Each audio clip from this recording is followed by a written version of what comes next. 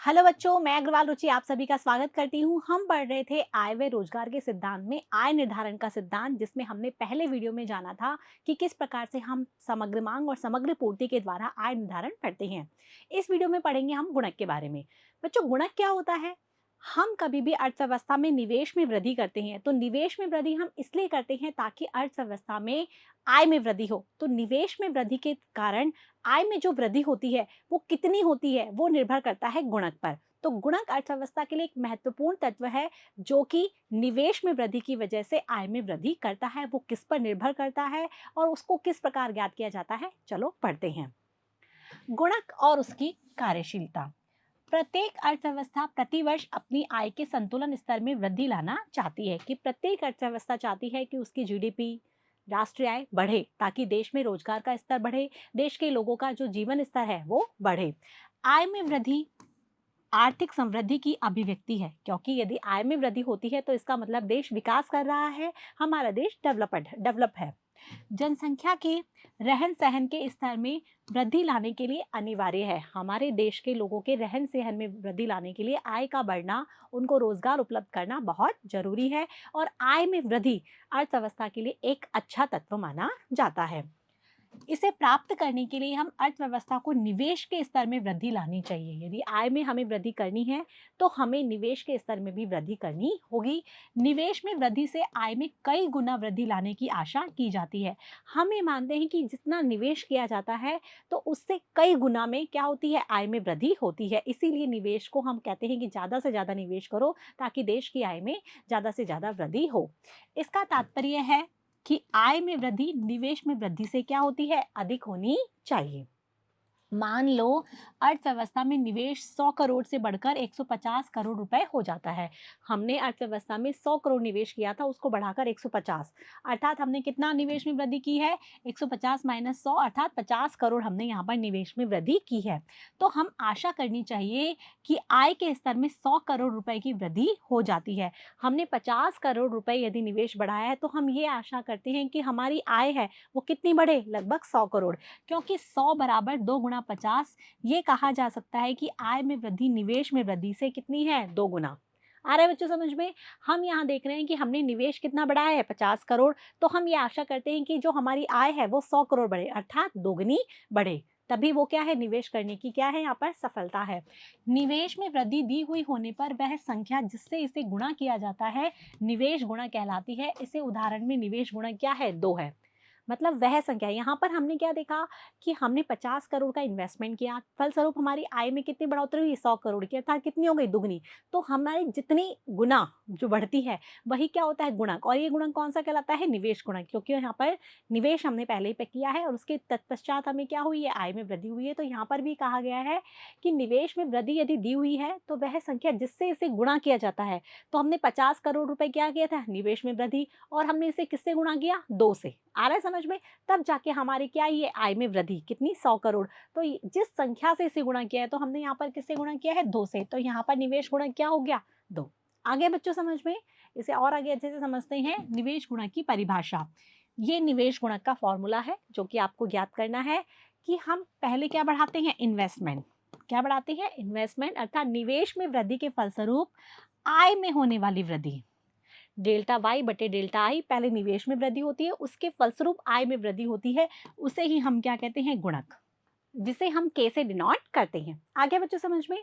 तो निवेश गुणक को निवेश में वृद्धि होने पर आय में आनुपातिक वृद्धि के रूप में परिभाषित किया जाता है। निवेश में वृद्धि होने के फलस्वरूप आय में होने वाली वृद्धि के रूप में परिभाषित किया जाता है।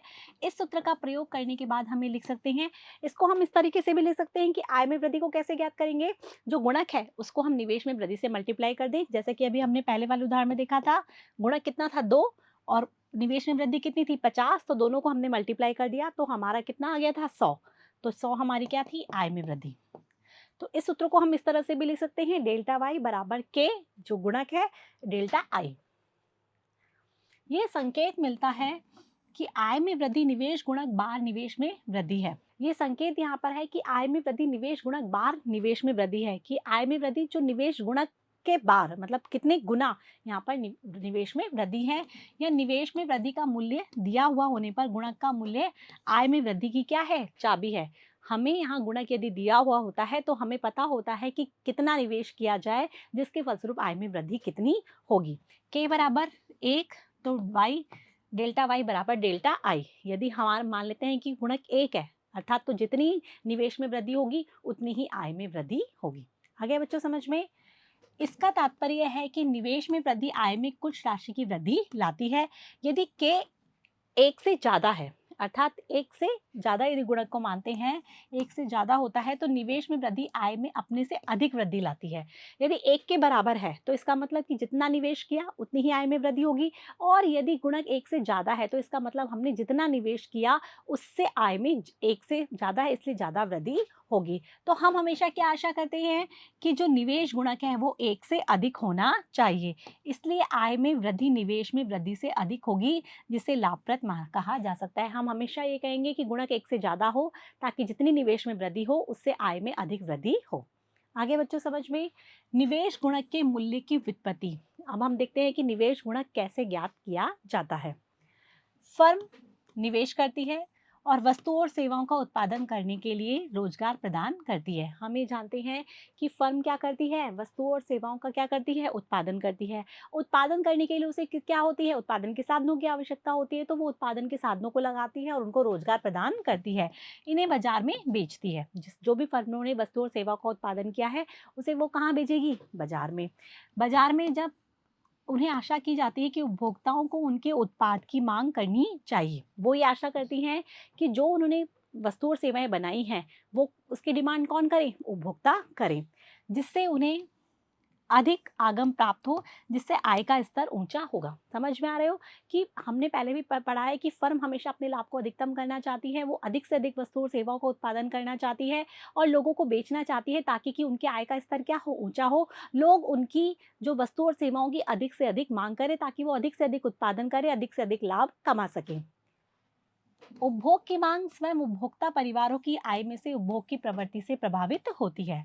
अब यदि हम उपभोग की मांग की करें तो वह उपभोक्ता के परिवारों की आय में से उपभोग की प्रवृत्ति से प्रभावित होती है। मान लो कोई उपभोक्ता परिवार है, उसकी आय जितनी बढ़ रही है, ठीक है, वो उसकी तुलना में यदि उपभोग उतना ही बढ़ाता है, तब तो क्या होगा, वस्तुओं और सेवाओं की मांग क्या होगी, बढ़ी। लेकिन उसकी आय तो बढ़ गई, लेकिन उसने उपभोग नहीं बढ़ाया। तो यहाँ पर कहने का तात्पर्य है कि उपभोग की मांग किस पर डिपेंड करती है, कि जो उपभोक्ता परिवार है वो कितना उपभोग कर रहे हैं, उनकी प्रवृत्ति क्या है, उस पर डिपेंड करती है। इसीलिए उपभोग की प्रवृत्ति जितनी अधिक होगी, फर्मों द्वारा उत्पादन के लिए निवेश से उत्पादित वस्तुओं और सेवाओं की उपभोग मांग उतनी ही अधिक होगी। यहाँ पर डायरेक्ट कनेक्शन हो गया कि यदि उपभोक्ताओं द्वारा यदि उपभोग ज़्यादा किया जा रहा है, उनके उपभोग की प्रवृत्ति क्या है, ज़्यादा है, तो इसका मतलब वो अधिक वस्तुओं और सेवाओं की क्या करेंगे, मांग। वो अधिक वस्तुओं और सेवाओं की मांग करेंगे तो अधिक वस्तुओं और सेवाओं का उत्पादन होगा, जिससे अधिक रोजगार होगा और अधिक आय होगी। कहने का तात्पर्य है कि उपभोग की प्रवृत्ति यदि ज़्यादा होगी तो आय का स्तर भी क्या होगा, ज़्यादा होगा। तो हमने जो निवेश किया है उसके फलस्वरूप आय जो है वो ज़्यादा बढ़ेगी। ये किस पे डिपेंड कर रहा है, उपभोग की प्रवृत्ति पर। आगे बच्चों समझ में? अधिक उपभोग से इन फर्मों का आगम और आय ऊपर की ओर जाएगी। ज़्यादा उपभोग होगा तो फर्मों की आय बढ़ेगी, आगम बढ़ेगा। निवेश गुणक जिसे निवेश वृद्धि से गुणा किया जाता है, उपभोग की प्रवृत्ति पर निर्भर करता है। समझ में आया कि यहाँ पर हम देख रहे हैं कि निवेश गुणक किस पर डिपेंड कर रहा है, उपभोग की प्रवृत्ति, जिसे हम एमपीसी भी कहते हैं। उपभोग की ऊंची प्रवृत्ति निवेश गुणक को ऊंचा करेगी और विलोमता। यदि उपभोग ज़्यादा होगा तो क्या होगा, निवेश गुणक की मात्रा बढ़ेगी, और यदि उपभोग कम होगा, विलोमता भी यही होगा, तो निवेश गुणक कम होगा। एमपीएस को 1 माइनस एमपीसी के रूप में लिखा जाता है। एमपीएस क्या होती है, बचत। यदि बचत ज़्यादा होगी तो क्या होगा, निवेश गुणक कम हो जाएगा। यहाँ पर हम ये देख रहे हैं कि उपभोग की प्रवृत्ति है, उससे तो जो गुणक है उसका सीधा संबंध हो गया, लेकिन जो बचत की सीमांत प्रवृत्ति है उससे कैसा संबंध होगा, ऋणात्मक संबंध होगा, क्योंकि एमपीएस यदि ज़्यादा होगी तो क्या होगा, जो निवेश गुणक है वो कम होगा। एमपीएस को हम 1 माइनस एमपीसी के रूप में भी लिख सकते हैं। यदि एमपीएस का मूल्य कम है, देख लीजिए यहाँ पर, तो एमपीसी का मूल्य क्या होगा, ज़्यादा। दोनों एक दूसरे के अपोजिट होते हैं, क्योंकि इसका फॉर्मूला ही होता है एमपीएस बराबर 1 माइनस एमपीसी। समझ में आया? या फिर हम ये भी लिख सकते हैं एमपीएस प्लस एमपीसी बराबर 1। तो दोनों एक दूसरे के अपोजिट चलते हैं, ये ज़्यादा होगी तो ये कम होगी, आ रहा है बच्चों समझ में? और ये कम होगी तो ये ज़्यादा होगी। तो यहाँ पर ये है कि एमपीसी का मूल्य यदि कम है तो एमपीसी का मूल्य ज़्यादा होगा। इसलिए निवेश गुणक यदि अधिक होता है, कब होता है? जब एमपीसी, आपको ये क्या बात ये याद रखनी है कि यदि एमपीसी ज़्यादा है तो क्या होगा? निवेश गुणक अधिक होगा। एमपीसी कम है तो निवेश गुणक क्या होगा? कम होगा। और जबकि इसका उल्टा ले लेते हैं कि एमपीएस यदि ज़्यादा है तो निवेश गुणक कम होगा, एमपीएस यदि कम है तो निवेश गुणक ज़्यादा होगा। आ रहा है बच्चों समझ में? उससे अपोजिट संबंध होता है, जो एमपीएस है उससे गुणक का अपोजिट संबंध होता है, और जो एमपीसी है उससे गुणक का कैसा संबंध होता है? सीधा संबंध होता है। ठीक है बच्चों, यहाँ पर यही है कि एमपीएस कम होता है। इसी प्रकार यदि एमपीएस कम होता है तो एमपीएस अधिक होता है, एमपीसी कम होता है तो एमपीएस अधिक होता है, और निवेश गुणक क्या होता है? कम। मैं आपको एक चीज़ एक्सप्लेन कर चुकी हूँ कि जो एमपीसी है उससे डायरेक्ट संबंध होता है, और जो एमपीएस है उससे अपोजिट संबंध होता है। ठीक है बच्चों, यहाँ पर है कि एमपीसी या एमपीएस के द्वारा निवेश गुणक का मूल्य ज्ञात करने के लिए हम संतुलन आय प्राप्त करने के लिए निम्न शर्त का प्रयोग करते हैं। देखो शर्त क्या है? सी प्लस आई बराबर सी प्लस एस। हमने पहले वाली वीडियो में देखा था, ये C plus I A D है, सी प्लस एस हमारी वाई है, सी प्लस एस किसके बराबर होता है? वाई के बराबर। ये हम पहले भी जान चुके हैं, सी प्लस आई बराबर वाई। अब इसको हम डेल्टा से गुणा कर लेते हैं, क्योंकि इनमें चेंज कर रहे हैं, परिवर्तन कर रहे हैं, तो आएगा delta C plus delta Y, और डेल्टा आई और डेल्टा वाई, हमने सबके आगे डेल्टा लगा दिया, तो हमारा नया फॉर्मूला है delta C plus delta I बराबर डेल्टा वाई। ठीक है, अब हम इसको सबको y से भाग दे देते हैं, क्योंकि हम यहाँ पर गुणक पढ़ रहे हैं ना, तो हमें परिवर्तन देखना है। तो डेल्टा सी में हमने डेल्टा y का डिवाइड कर दिया, डेल्टा आई में हमने डेल्टा y का डिवाइड कर दिया, और डेल्टा y में भी हमने डेल्टा y का डिवाइड कर दिया है। तो अब क्या हो रहा है? जो डेल्टा सी बटे डेल्टा y बराबर क्या होता है? एमपीसी। क्या होता है? एमपीसी। एमपीसी प्लस डेल्टा, अब हमने ये जो फॉर्मूला है उसमें डेल्टा सी बटे डेल्टा वाई, डेल्टा सी बटे डेल्टा वाई क्या होता है? कि आय में परिवर्तन होने के फलस्वरूप उपभोग में होने वाला परिवर्तन, जिसे कि इसने एमपीसी से डिनोट किया है, उपभोग की प्रवृत्ति होता है, इसकी जगह हमने एमपीसी लगा दिया। डेल्टा आई बटे डेल्टा वाई ये वैसे के वैसे लिखा हुआ है, बराबर 1। ये फॉर्मूले को हमने इस तरह से प्रतिस्थापित कर दिया, क्योंकि डेल्टा वाई बटे डेल्टा वाई क्या हो जाएगा? 1। ठीक है, अब इसको आगे देखते हैं। अब हम डेल्टा आई बटे डेल्टा वाई बराबर 1 माइनस एमपीसी, जो हम जानते हैं कि डेल्टा आई बटे डेल्टा वाई, यहाँ हम इसको आगे ले आते हैं, और ये 1 के इधर एमपीसी को उधर ले जाते हैं, तो ये माइनस में आ जाएगी, तो इस तरह से 1 माइनस एमपीसी हो जाता है। अब हम इस दोनों को उल्टा कर देते हैं। उल्टा इसलिए कर रहे हैं क्योंकि जो हमारा के वाला फॉर्मूला था, जो हमने शुरू में पढ़ा था, वो यही था हमारा कि पहले किस में परिवर्तन होता है? निवेश में, और उसके बाद आय में परिवर्तन होता है। तो हम इसको उल्टा कर देते हैं, इसको उल्टा करेंगे तो ये भी उल्टा हो जाएगा।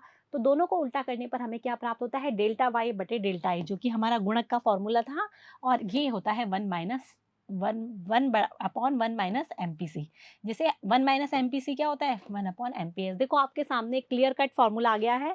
डेल्टा वाई बटे डेल्टा आई, जिसे हम गुणक भी कहते हैं, वो किसके बराबर होता है? 1 अपॉन 1 माइनस एमपीसी। एमपीसी क्या है? उपभोग की सीमांत प्रवृत्ति, जिससे कैसा संबंध होता है? सीधा।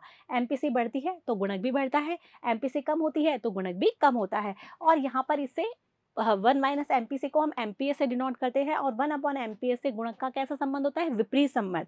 एमपीएस बढ़ता है तो गुणक घटता है, एमपीएस घटता है तो गुणक बढ़ता है। आ रहा है बच्चों समझ में? यहाँ पर फॉर्मूला भी आ गया है, क्योंकि delta Y upon delta I किसके बराबर होता है? के, जिसे हम निवेश गुणक कहते हैं। तो हम लिख सकते हैं कि निवेश गुणक का फॉर्मूला क्या हो गया? 1 अपॉन 1 माइनस एमपीसी या 1 अपॉन एमपीएस। ये याद रखना है कि निवेश गुणक का फॉर्मूला होता है 1 अपॉन 1 माइनस एमपीसी या 1 अपॉन एमपीएस। इसी के आधार पर आगे सवाल भी आएंगे।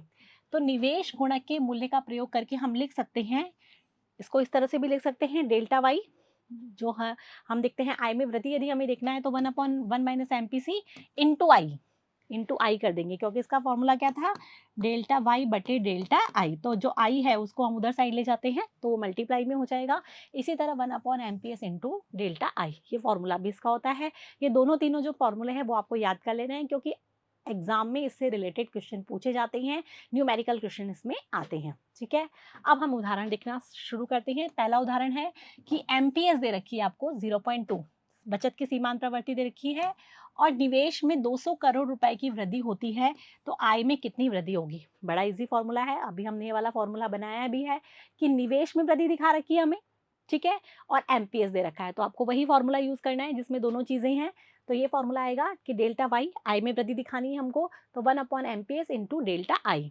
1/0.2 जो कि हमारी एमपीएस है इंटू 200 जो कि हमारे निवेश में वृद्धि हुई है, अर्थात निवेश में 2 करोड़ रुपए की वृद्धि की है और एमपीएस हमें दे रखी है, तो हमें क्या ज्ञात करनी है, आय में वृद्धि।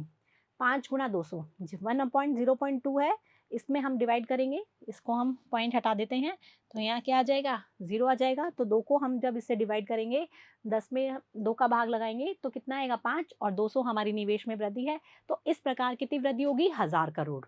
समझ में आ रहा है। ये जो 5 है ये हमारी क्या है, गुणक है, अर्थात 200 करोड़ रुपए का यदि हमने निवेश किया है तो 5 गुना वृद्धि होगी आय में, और वो कितनी होगी, 1000 करोड़ रुपए। आ रहे बच्चों समझ में। तो इस तरह से प्रश्न आते हैं, वो आपको इस तरह से सॉल्व करने हैं। दूसरा है एमपीसी। अब आपको एमपीसी दी है, उसमें आपको एमपीएस दी हुई थी, इसमें एमपीसी दी हुई है 0.75। निवेश कितना दिया हुआ है, 100 करोड़। 100 करोड़ से बढ़कर अब कितना हो गया, 150, मतलब निवेश में कितना परिवर्तन हुआ है, डेल्टा आई कितना हुआ है हमारा, 50। ये भी आपको याद रखना है। और इसके अलावा एमपीसी हमारे 0.75 है। तो हमें निवेश गुणक का मूल्य ज्ञात करना है। निवेश गुणक का फॉर्मूला आपको बताया हुआ है 1/1 माइनस एमपीसी, और आय में वृद्धि भी आपको ज्ञात करनी है। आप इजी वे में कर सकते हैं। 1/1 माइनस एमपीसी हमने लगा दिया, 1/1 माइनस 0.75, 1/1 माइनस 0.75 हम माइनस करेंगे तो 0.25 आ जाएंगे, ऊपर 1 है ही। इसको हम इस तरह से कर सकते हैं। तो यदि हम 100 में 25 का भाग लगाएंगे तो कितना आएगा, 4। तो ये हमारा आ गया निवेश गुणक। हम डायरेक्ट 4 को किससे मल्टीप्लाई कर देंगे, 50 से, क्योंकि निवेश में परिवर्तन कितना हुआ है, 50। तो हम इस तरह से करेंगे कि 4 हमारा निवेश गुणक आ गया है, 1/1 माइनस एमपीसी, डेल्टा आई 150 से 100, कितने का परिवर्तन हुआ है, 50 का। दोनों को मल्टीप्लाई कर देंगे तो 200 करोड़। कहने का मतलब है 4 हमारा निवेश गुणक है, अर्थात 4 गुना वृद्धि होगी। तो 50 करोड़ रुपए का निवेश बढ़ाया है तो आय में कितनी वृद्धि होगी, 200 करोड़ की। आगे बच्चों समझ में। नेक्स्ट एग्जांपल देख लेते हैं कि निवेश में वृद्धि 200 करोड़ रुपए से कितनी हो गई है, 280। आप देख रहे हैं निवेश में परिवर्तन कितना हुआ है, 80, क्योंकि 200 था, ये डेल्टा आई है, 80 हुआ है। ठीक है, कि 200 करोड़ रुपए से 280 हुआ है। 1000 करोड़ रुपए से बढ़कर 1240 करोड़ रुपए हो गई है। आय भी यहाँ पर दिखा रखी है कि डेल्टा जो वाई है वो भी यहाँ पर दिखा रहा है कि 1000 से कितनी बड़ी है, 1240 से कितनी हुई है, 240। दोनों चीजें यहाँ पर दिखा रखी है। तो हमें निवेश गुणक का मूल्य, तो सीधा सिंपल सा इसका फॉर्मूला है, आपको पता है कि delta Y upon delta I. यहाँ भी दे रखा है निवेश गुणक का फॉर्मूला। तो 1200 में से 1000 माइनस किया, 240, 280 में से 200 माइनस किया, 80, दोनों में परिवर्तन, और 3, तो मतलब 80 यदि हमने क्या की है निवेश में परिवर्तन, तो आय में हमारी कितनी वृद्धि हुई है, 240, अर्थात 3 गुना वृद्धि हुई है। आगे बच्चों समझ में। तो इस तरह से हम निवेश गुणक के विभिन्न जो सवाल हैं, उदाहरण हैं, और या फिर न्यूमेरिकल क्वेश्चंस इनको बोल सकते हैं, वो हम सॉल्व कर सकते हैं। इसके बाद है निवेश गुणक की कार्यशीलता, की निवेश गुणक किस तरह से काम करता है। हमने देखा कि आय निवेश में वृद्धि हुई, फलस्वरूप आय में वृद्धि हुई, तो लेकिन ये काम किस तरह से करता है, ऐसे थोड़ी निवेश बढ़ाया और आय में वृद्धि हो गई, ऐसा नहीं। इसके बहुत सारे चक्र हैं। एक बार में यदि हमने निवेश बढ़ा दिया तो हम ये नहीं कह सकते कि अभी हमारी आय में वृद्धि हो जाएगी। जैसे कि एक उत्पादक है, उसने अभी मशीनरी का परचेज किया था, उसने मशीनरी में निवेश किया है, तो हम ये नहीं कह सकते कि उसका अगले साल ही उसकी आय क्या हो जाएगी, बढ़ जाएगी। कई चक्रों में जाके उसकी आय में वृद्धि होती है। आ रहा है बच्चों समझ में। एमपीसी का मूल्य तथा निवेश में वृद्धि दी हुई होने पर आय में वृद्धि का निर्धारण हो सकता है। उदाहरण के लिए एमपीसी कितनी है, 0.5, डेल्टा आई कितनी है, 100 करोड़। ठीक है, तो डेल्टा वाई बराबर 1/1 माइनस 0.5 इंटू 100। यहाँ पर आपको एग्जाम्पल से समझा रखा है कि एमपीसी 0.5 है। जिस तरह से हमने निकाल दिया 1/1 माइनस एमपीसी होता है, तो 1/1 माइनस 0.5, और डेल्टा आई निवेश में परिवर्तन कितना है, 100 करोड़। तो हम इसको निकालते हैं तो कितना आएगा, 2। निकाल के देख लेते हैं। इसमें 1 में से 0.5 माइनस करेंगे तो 0.5 आएगा, और इस तरह से तो 2 आ जाएगा यहाँ पर। तो 2 इंटू 100 कितना हो गया, 200। कहने का तात्पर्य है कि हमने 100 करोड़ यदि निवेश में परिवर्तन किया है तो इसके फलस्वरूप आय में कितना परिवर्तन हुआ है, 200, क्योंकि यहाँ गुणक का मूल्य कितना है, 2। गुणक का मूल्य कितना है, 2। ठीक है, अब यहाँ पर ये समझाना चाह रहे हैं कि आय में 200 करोड़ रुपए की वृद्धि जो हुई है वो एकदम से नहीं हुई है, बहुत सारे चक्रों में। ऐसे नहीं कि हमने 100 करोड़ निवेश बढ़ाया तो 200 करोड़ रुपए नेक्स्ट में हमारी आय बढ़ गई। ये कई चक्रों के बाद होता है। ठीक है, आय में 200 करोड़ रुपए की वृद्धि बहुत से चक्रों के पश्चात होती है। हमने यहाँ देख लिया कि डेल्टा वाई बराबर 1/1 माइनस 0.5 इंटू 100 करोड़ रुपए था। इसके बाद हम निवेश गुणक में हम देखते हैं 1/1 माइनस 0.5 का साधारण अनुपात 0.5 है, जो 1 से क्या है, कम है। इसका साधारण अनुपात निकालते हैं, वो क्या है, 0.5, मतलब गुणक यहाँ पर हम देख रहे हैं अनुपात 0.5 है जो कि 1 से कम है। ये जो उपभोग की जो प्रवृत्ति है वो क्या है, 1 से कम है। गुणोत्तर अनुक्रम में रखने के पश्चात हम ये कह सकते हैं, अब इसको हम गुणोत्तर अनुक्रम में रखेंगे तो कैसे रखेंगे, 1/1 माइनस 0.5 है, इसको हम इस तरह से रखेंगे, पहले हम 1, इसके बाद 0.5, इसके बाद हम 0.5 का स्क्वायर, फिर इसके बाद 0.5 की क्यूब, तो ऐसे इस तरह से चलता चला जाएगा। इसीलिए 1/1 माइनस 0.5 इंटू 100 करोड़ रुपये को किस तरह से लिखा जा सकता है, 1 प्लस 0.5 प्लस 0.5 का स्क्वायर प्लस 0.5 की क्यूब और dash dash dash into 100 crore. इस तरह से हम इसको लिख सकते हैं कि पहले ये इस तरह से बढ़ेगा पहले चक्र में, फिर दूसरे चक्र में इस तरह से, फिर तीसरे में इस तरह से, फिर चौथे में इस तरह से, और इस तरह से हम 100 करोड़ से मल्टीप्लाई कर देंगे। तो पहला होगा, एक को हम 100 से मल्टीप्लाई करेंगे तो 100, फिर 0.5 को हम 100 से मल्टीप्लाई करेंगे तो इस तरह से वृद्धि होगी, फिर 0.55 स्क्वायर को हम 100 से मल्टीप्लाई करेंगे और फिर 0.5 क्यूब को 100 से मल्टीप्लाई करेंगे और इस तरह से चक्र चलेगा। तो हम देखते हैं फर्स्ट में पहले कितने कितनी वृद्धि होगी, 100, फिर 50, फिर 25 और इस तरह से मतलब बढ़ करते करते कितने कितने पे पहुंच जाएगी, ये 200 पे। ये जब तक चलता जाएगा जब तक कि 200 करोड़ की वृद्धि नहीं हो जाती। तो इस प्रकार से हमने यहाँ निकाला है 100, 200 कितने की वृद्धि हुई है, 200, लेकिन ये 200 करोड़ की वृद्धि कई चक्रों में, ये चक्र इस तरह से चलते हैं, उसके पश्चात हुई है। यहाँ पर आपको सारणी भी दी हुई है कि जैसे पहले चक्र में हमने जो इन्वेस्टमेंट है उसमें 100 करोड़ की वृद्धि की है, तो पहले जो है वो जो आय है वो 100 करोड़ बढ़ेगी, उसके बाद 50, फिर 25, इस तरह से घटते घटते क्रम में बढ़ती चली जाएगी आय, और लास्ट में कितनी बढ़ जाएगी, जब तक इसका योग 200 करोड़ नहीं हो जाता। आगे बच्चों समझ में, तो कई क्रम में चलता है। 3 चक्रों के पश्चात आय में कुल वृद्धि कितनी हुई, यहाँ 3 चक्र दिखा रखे हैं, 100 प्लस 50 प्लस 25 कितनी, 175। इसके बाद भी आगे बढ़ती है, जैसे आप ये देख रहे हो कि पहले 100, फिर इसका आधा हो गया 50, फिर इसका आधा हो गया 25, फिर इसका आधा हो जाएगा 12.5, फिर उसका आधा हो जाएगा, तो इस तरह से चल के 200 करोड़ रुपए तक की वृद्धि होती है।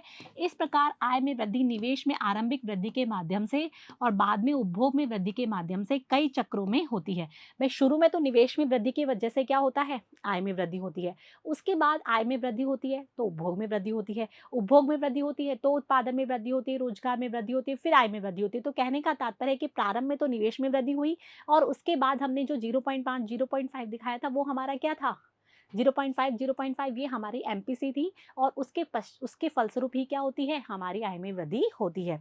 तो यह हो गया 1/1 माइनस एमपीसी इंटू डेल्टा आई, अर्थात निवेश कब में परिवर्तन, अथवा के जो किसका फॉर्मूला है 1/1 माइनस एमपीसी का इंटू डेल्टा आई के बराबर हो जाए। तब तक चलता रहता है जब तक कि ये फॉर्मूले के बराबर ना हो जाए।